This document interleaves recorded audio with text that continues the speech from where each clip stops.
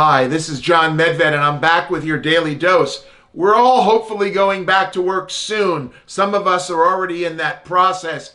Our companies and our factories need to be able to make sure that we are maintaining our social distance so we don't infect others and generate a second wave.